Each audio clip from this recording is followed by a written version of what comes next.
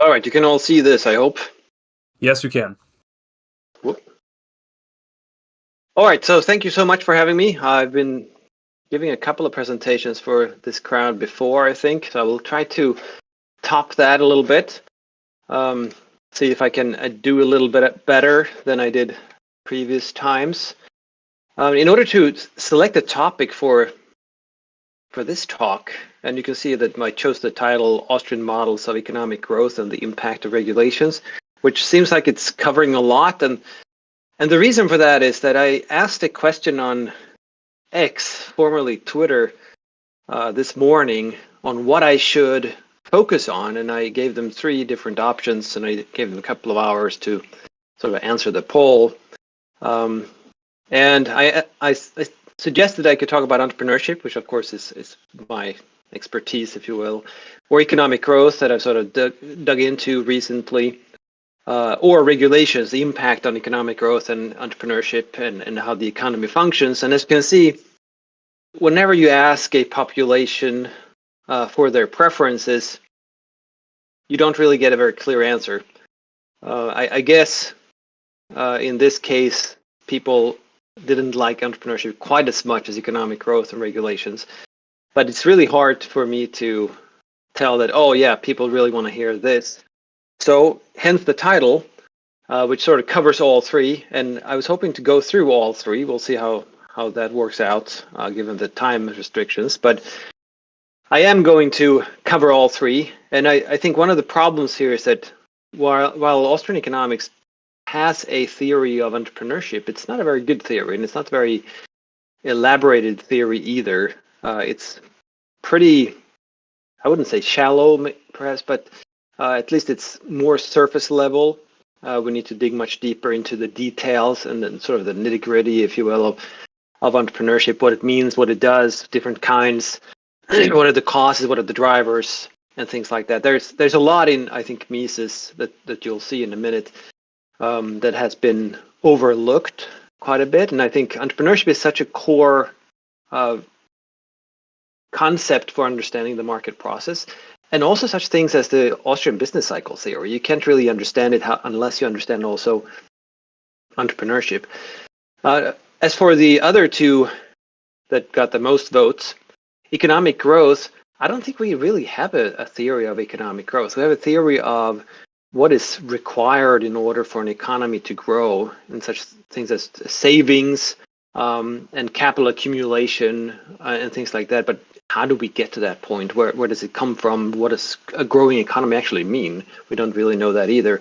And regulations is, of course, something that I have dug into myself in a book and so forth, trying to figure out what are the actual implications of regulations on the market structure and the market process as it evolves over time. And I think the mainstreamers are not nearly, as in not even close to understanding the actual impact of regulations. And I've given a talk a few times for libertarian crowds that regulations are more destructive than even libertarians understand. And I think that we have good reason using economic theory to make that claim that regulations actually harm us a whole lot more than any of the mainstream schools, whether Chicago or whatever, recognize. Okay, so let's start out with 3 models of entrepreneurship and the economy to see how we can understand the market process from an Austrian perspective. And I'm not going to use any names really for different Austrians and sort of show that, oh, these are the suckers and these are the good ones and so forth. But I'm going to, you can probably tell who fits in what camp and which model is not really used a whole lot by Austrians and which model probably should be used and so forth. But if we start from not static equilibrium as mainstreamers do, or when you take economics courses, but rather think of it as static equilibration. So we of course assume that the economy is in disequilibrium, so it's not perfected, it's not maximized already. What I mean by static equilibration is simply that the boundaries of the economy, the extent of the market, if you will, to use Adam Smith's term, are unchanging. Then what can actually go on in this economy? What is actually happening then? What does equilibration mean? Well, it means that we're correcting errors. So there are misallocations of resources. There are misjudgments, in a sense, that have affected the capital structure and the productions undertaken. So the economy itself is unmaximized. Whether it's close or not to a maximum doesn't really matter. But of course, there are profit opportunities from correcting these errors, and that is how the economy progresses. But the boundaries of it, the extent of this market are fixed. Now, if we add a little more dynamism to it, we can say, well, okay, well, what if there are changing circumstances to this system? So it's not static in its boundaries, and it's not static in everything but the allocation of resources. Well, in that case, we can think of consumer wants changing over time, for instance, which requires that producers adjust their lines of production and their investments. Maybe you see some productions that go out of fashion, some products go out of fashion, so and are replaced by others, and so forth. But we're not really allowing for thinking anew, thinking outside the box, and sort of pushing the boundaries of the economy to new levels, if you will, or new extents. And of course, there might be exogenous shocks, and here you can sort of fit in, if you want to, the mainstream view or the mainstream economic growth theories. So they talk about exogenous shocks as technological development and things like that. And we can also think of it as negative shocks, as disasters happening, like an earthquake or something like that. So how does the economy adjust to this? Well, since the data of the market are changing a little bit all the time, you can't really get to a smooth path to just correcting errors as in the static equilibration model, but rather here it's also about trying to figure out how to best meet consumer wants the way they will be when you're done with your productions. So maybe people would prefer some other type of product, or maybe a different color or something like that than they're currently buying, and then you do need to sort of foresee or forecast or have the correct expectations of what they might value more in the future. So you can solve problems that way. So it is therefore dynamic because it responds to consumer wants, and you could have some technological development and some disasters and such things affecting the economy or economic transactions and productions. And then the third most dynamic model of this is if we introduce disruptive innovations. So a completely new type of thinking, a new type of product or what have you, that completely changes and enters, in a sense, consumers' value scales by adding a new, much more highly valued, hopefully, good, so that they choose that instead. So here you have the sort of the creative destruction that Schumpeter talked about and things like that. So think of these three as different types of models, if you want to. Of course, in the spasmodic progression, as I call it, this just sort of takes leaps forward. The extent of the economy, the extent of the market expands because of these innovations. Okay, so if we want to think of these in terms of the entrepreneurship that happens in these models, then the first one, the static equilibration model, you really have only simple arbitrage. It's the error corrections where entrepreneurs exploit price discrepancies, but there's really nothing more. Prices are basically known because the value of the output is known, because consumer wants, they don't really change, because we introduced that in the second model. And in the second model, it's more of a producers, they respond to changing prices because, well, if something happens, like it's in the Hayek's famous article, the use of knowledge in society, there is some change, and in his example, it's the price of tin that shoots up. What's going to happen? Well, of course, producers are going to adjust to this new price. If prices of tin if tin is much costlier, they're going to use less of it and try to use other materials instead. And then, of course, you have, for the spasmodic progression model, you have promoter entrepreneurship and creative destruction. And if we then take those three types of entrepreneurship and we look at those and we get back to the model. Well, the first one, simple arbitrage, will happen within the static boundaries of this model. You can think of it as getting closer and closer to an equilibrium, but it's not really expanding or changing much. The other is sort of Smithian slow-paced growth model, in which you make perhaps improvements to the division of labor, and thereby you increase the extent of the market. And there's some uncertainty because you don't know whether consumer wants change over time or not. And then, of course, the spasmodic progression model, where there is uncertainty about the future market conditions. Not only how much will consumers want my product, and how much has their wants changed over time, but rather what the heck does the market look like in the future? And that, of course, is most closely resembling the market economies even today, even though they're regulated. So, and of course, it's also most important, I think, to understand economic growth. So I'm going to focus on that one and talk a little bit about how that works. Now, the promoter concept is from Mises' Human Action, and you might have heard me talk about this before. It's really close or similar to Schumpeter's view of the innovative entrepreneur.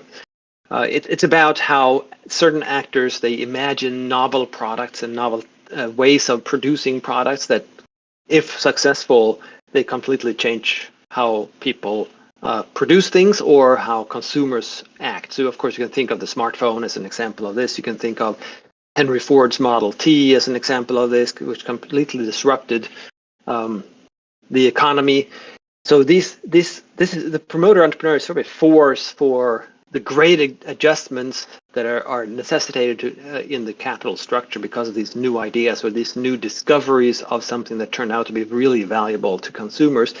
And of course, it raises our standard of living quite a bit, not incrementally like in the dynamic model from my previous slide, but here it takes sort of a leap forward. And I've talked a little bit about the entrepreneur promoter, trying to define it praxeologically, and there's the reference to my paper doing that. But to look at Mises, then, it says that what distinguishes the successful entrepreneur and promoter from other people is precisely the fact that he does not let himself be guided by what was and is, but arranges his affairs on the ground of his opinion about the future. He sees the past and the present as other people do, but he judges the future in a different way. And here's the whole imaginative, innovative mindset, right? That you're thinking of a different way of satisfying consumer wants in the future, and therefore you start out on that journey trying to create the means for their future satisfaction.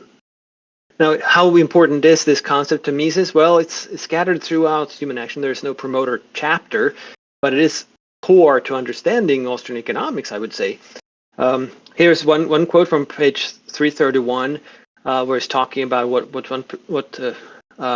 promoters do.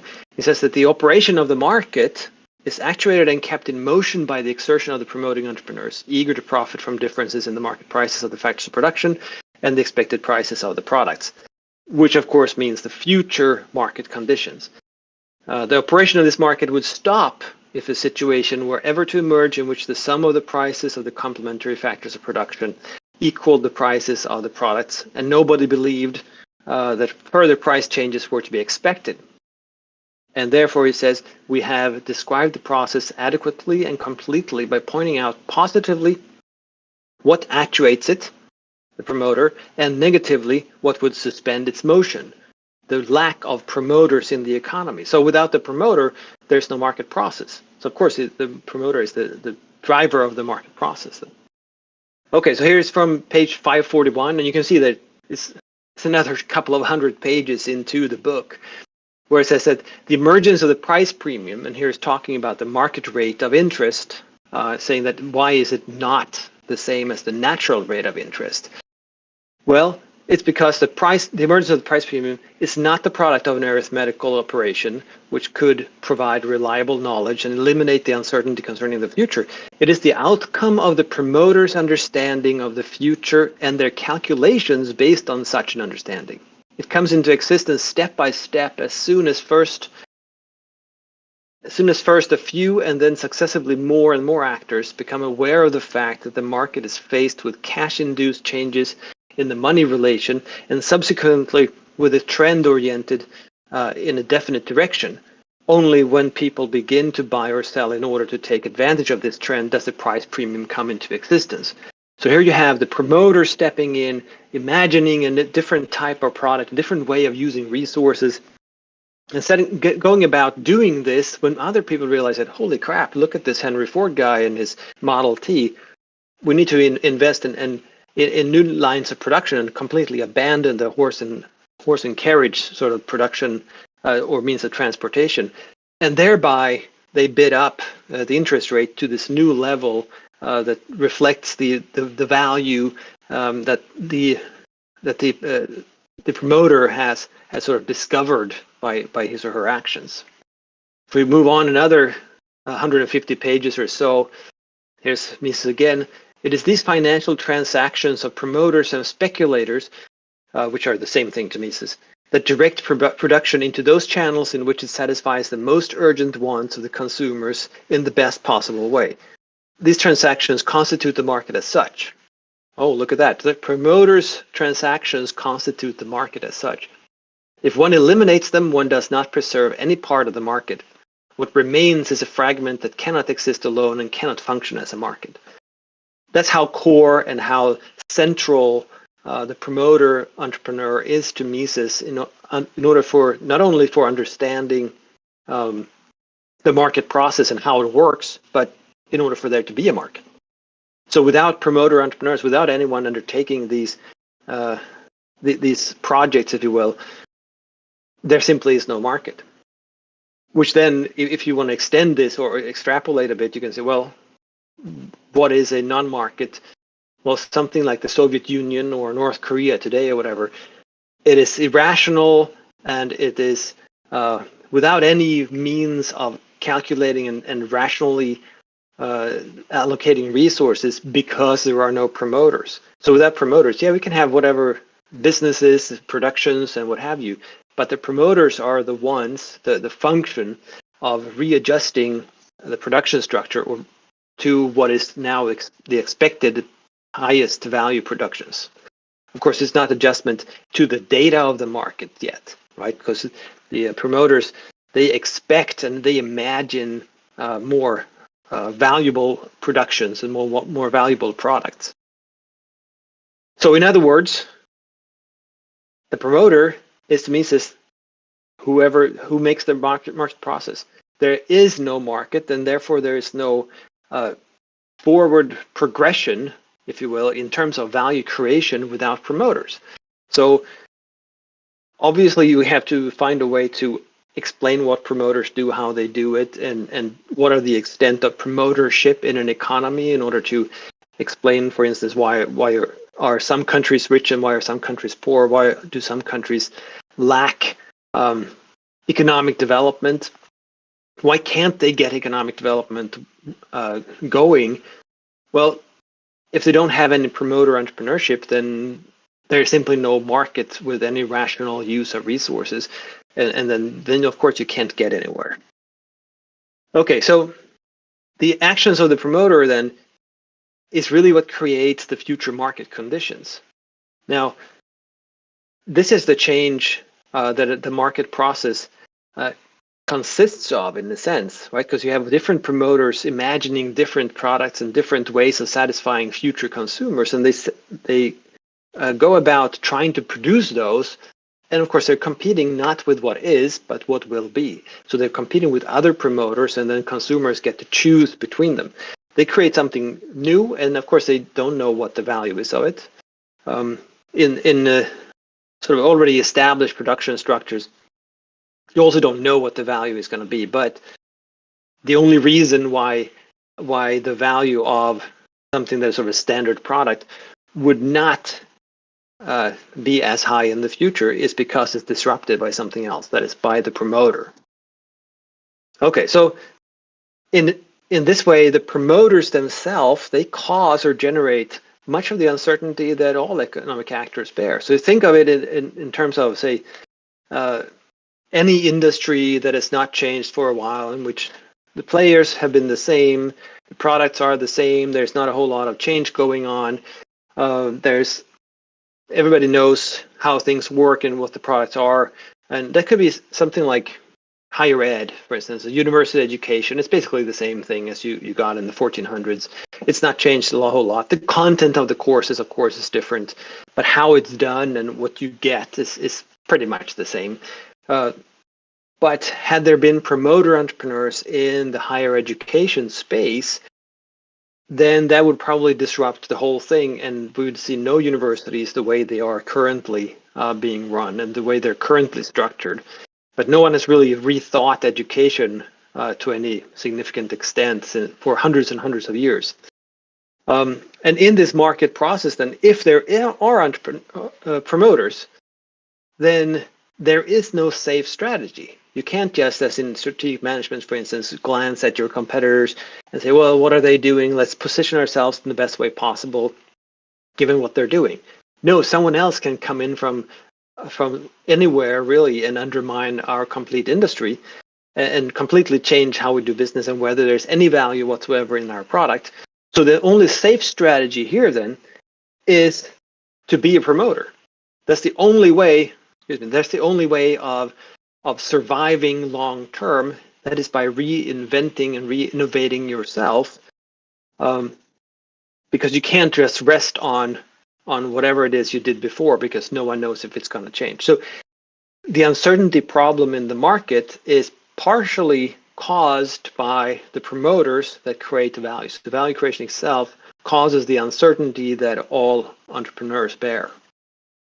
Okay, so in this situation, then, we add regulations. What are regulations? Regulations are simply restrictions.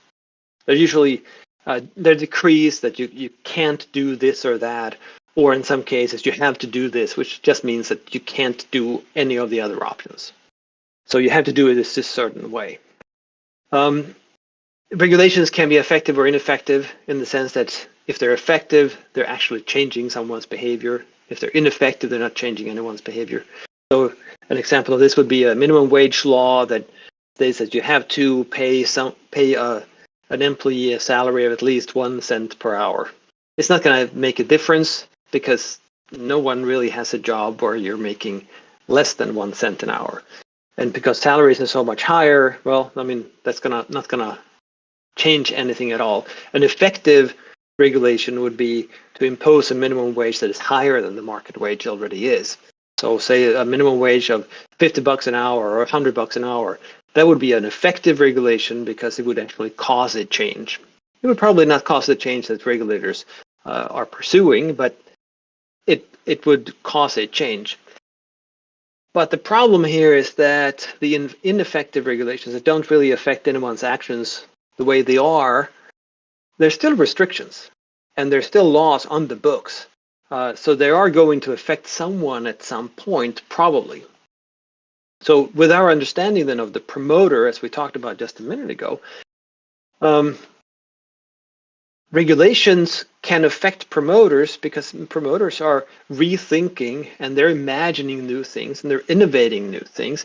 So even ineffective regulations can have an effect on them. So of course, regulations, they stifle entrepreneurship in one of two ways, right? If it circumscribes entrepreneurs or promoters' imagination, so they think, oh, this is not possible because of regulation, or they think of something great, but they go, oh, well, that's going to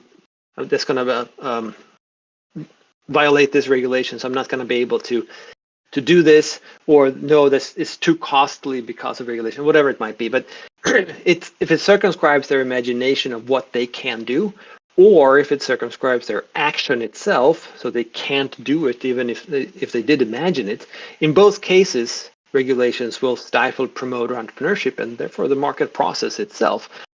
Okay, this is not really about the problem with the regulations. It's not really that it hinders or restricts actions the way they're already carried out, but understanding the promoter entrepreneur as the creator of the future what effect do regulations have on the actions toward a new future, the actions that will create this new future?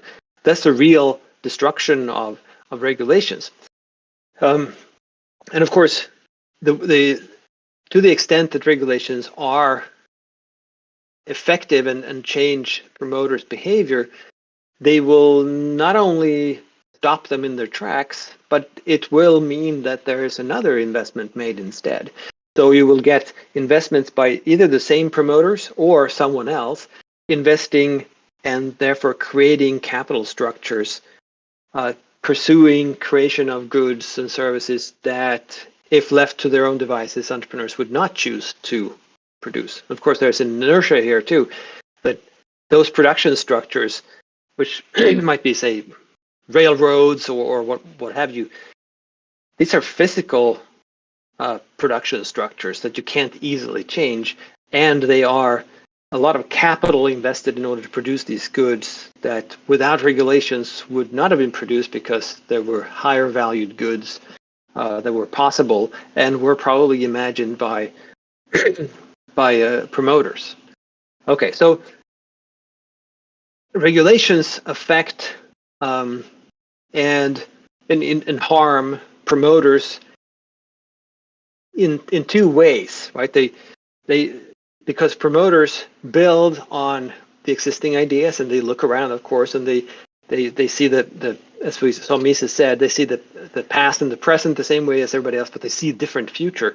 And very often we build off of what we see around us, right? The past and the present, it doesn't determine the future, but it serves as stepping points for our imagination to build a new future. So because regulations affect what they can do with this knowledge and affect the technology that can be developed, regulations will necessarily set us on a lower value created trajectory, because we will get different promoters, lower valued productions, and therefore we will cement, in a sense, the production structure of the economy on this lower trajectory from which future promoters will start and build the new future off of this, which of course generation by generation of promoters will increase the error if there is regulation. And yes, they will build wealth, they will create value, but the value will be constantly on and consistently on a lower trajectory. So it will be much, much poorer, especially over time. We're going to be a whole lot poorer. And that's what I call the unrealized is sort of the trajectory we would be on without regulations. Okay, so of course we're probably going to have, because of regulations, fewer people attempting promoter entrepreneurship as well, which of course also is going to affect our future standard of living. Okay, so in conclusion then, regulations, because they affect promoters, and to the extent they affect promoters, they cause less entrepreneurship, less value creation, and they also create the wrong creations, the wrong productions, and in a sense also the wrong promoters get their hands on funds and hands on capital because the regulations restrict certain actions, and we can't really foresee which ones we would get otherwise, right? Because this depends on the imagination and the innovativeness of whoever become the promoters, because we're talking about a function, right, not the person itself. So this causes, because of regulations cause the inertia in economic development, which brings us a much lower standard of living than we otherwise would have. And of course, in economics, it's all about the counterfactual, right? It's not that we will have economic growth of this or that percentage in the next couple of years, but rather, where would we be today had we not had this mass of regulations that cripple promoters, in a sense. This also means that there is really less of economic progress. And since we have less promotership or promoter entrepreneurship, we will also have wilder swings and much more harm when there actually is a successful disruptive innovation. This happens especially when an industry is protected. A great example of this, of course, is the so-called Uberification of personal transportation using cars. Let's go back a number of years. We all relied on taxi cabs, and we all had a horrible experience because they were hard to get. The drivers were rude, the cars were nasty, and all of this stuff. And it was expensive as well. The taxi cab companies did not compete much with each other. They set different prices and so forth, but they all ran the same type of business. It was thoroughly regulated. So in order to compete with them head on, you would need to start another taxi company just like them. So buy a bunch of cars, hire drivers, establish a call center, and so forth. Uber found that they could position themselves as not a taxi company and instead offer ride-sharing service through an app. It was not the app itself that made this different, but the fact that they could connect willing drivers with willing riders, and that they therefore could also argue that they were not a taxi business, so they were not burdened by these regulations. They would not have to follow the same rules. And because they didn't, and because it was successful, it completely disrupted the taxi cab business because it was protected. And that was a big swing. And of course, a lot of taxi drivers were made unemployed and so forth, and everything changed. And this wild swing is because they were protected. So they were going on for a long time, and few, if any, were able to innovate in this space. Okay, so I think this sort of holds maybe not the key, but at least a kernel for developing an Austrian theory of economic growth by simply acknowledging the Mises and how core the promoter is to Mises's conception of the economy. I think this is something that very often is overlooked, and I hope to do a lot of work on this, not the concept itself, but what it actually means in the economy, the market process in the years to come and decades to come, hopefully, and to figure out what is the Austrian theory of economic growth, which then also, of course, is an Austrian theory of economic development, which might, who knows, get a much clearer picture of how to create a much higher standard of living in, say, Africa or other or poor countries on other continents. So I'll stop right there, and I'll open up for questions. Thanks for listening. You have my contact information here on this slide. Also, my 3 books in order of publication that you might be interested in reading. But I'll turn it back to you to handle the questions session. All right, thank you very much. The first question here has to deal with a little bit more of the recent scholarship on entrepreneurship. Do you think that there's been any recent developments, and by recent, maybe the past 5-10 years or so, of developments in entrepreneurship theory or that kind of field of academia that do you think are amenable to the Austrian position, and maybe we should incorporate more into our analysis? Well, no.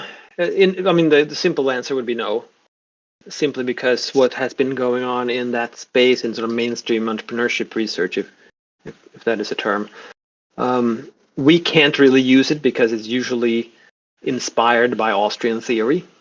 So there's influence, but the influence is going the other way, right? So, and often entrepreneurship research is very inductive and very data first, sort of observations, and then they try to figure stuff out from there. And it very often goes to the psychology of whoever is an entrepreneur, which of course goes back to who is an entrepreneur and who isn't.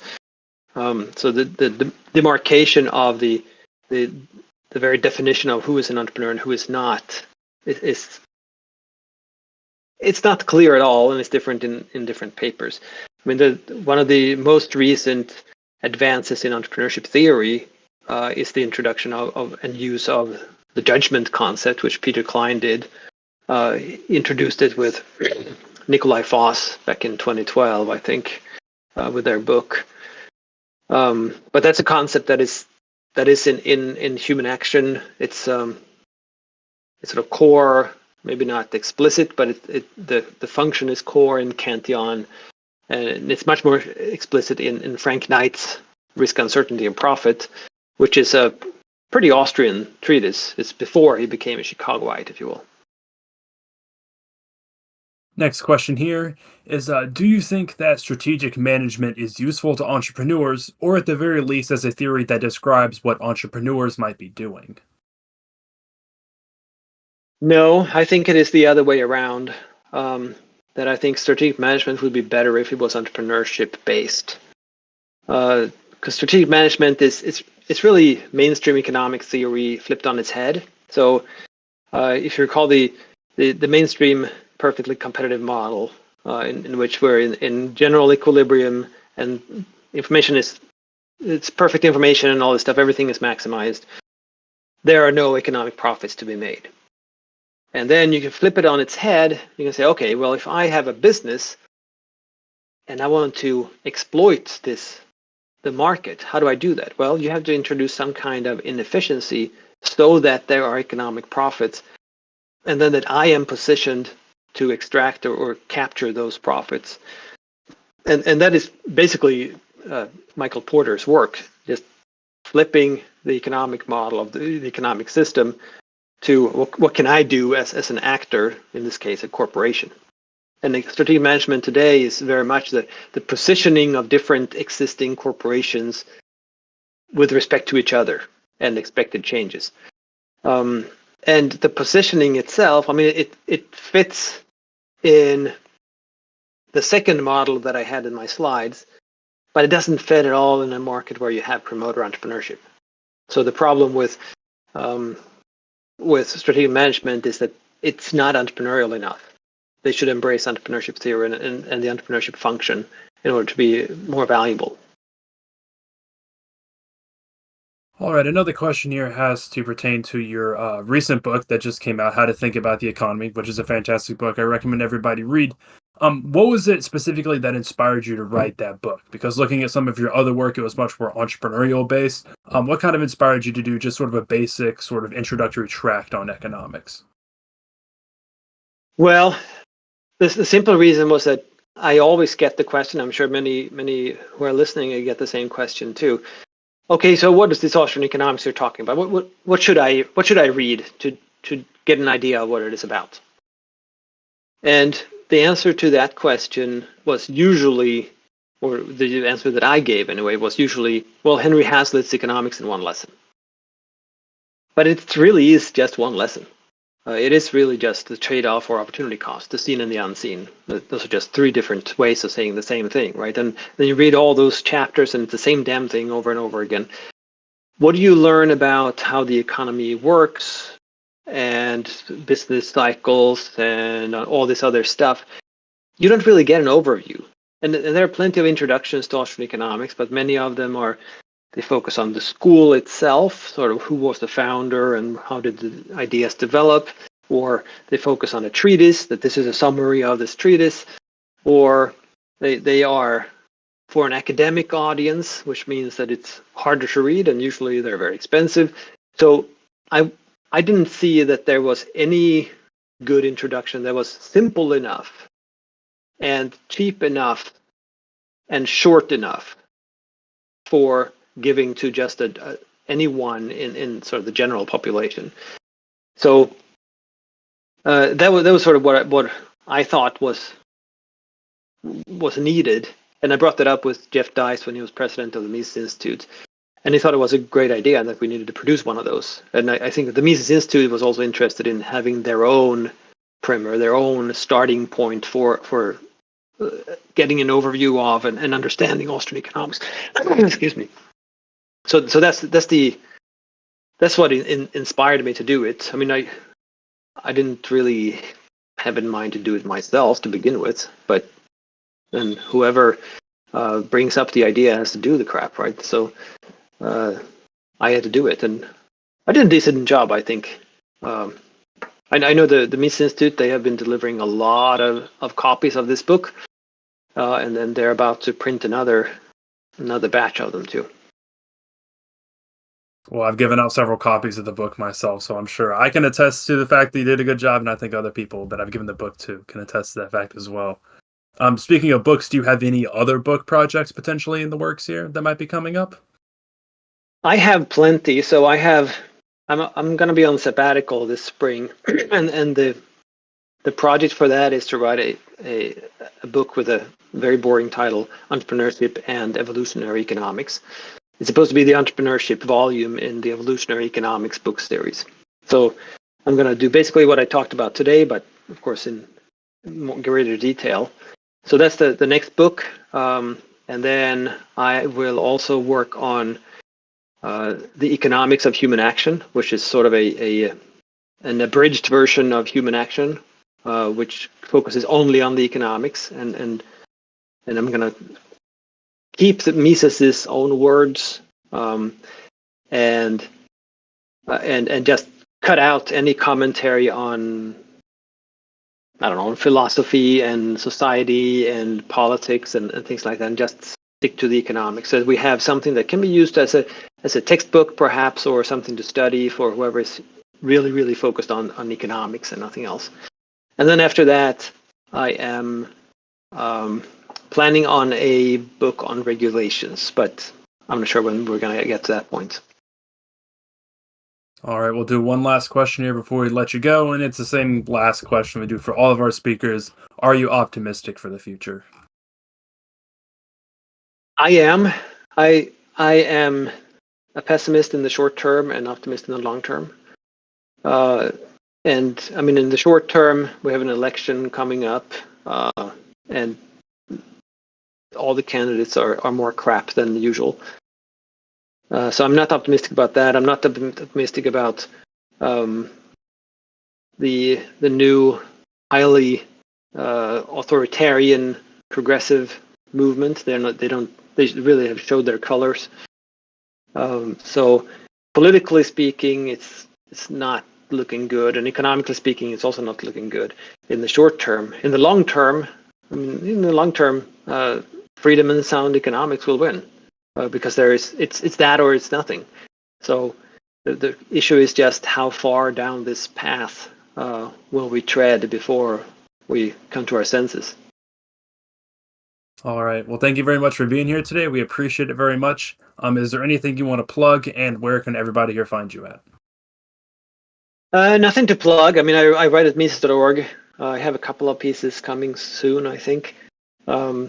My books, of course, as I showed already in my last slide. I'm pretty active on X or Twitter, so please follow me there if you aren't already. I try to use that platform to both disseminate economic wisdom, much like in the primer, and also debate with people directly. So discuss with them if there's something they don't understand. Usually that means they just hurl insults at me, but then I stop discussing with them. But there's some pretty good discussions going on there, so I don't mind at all if you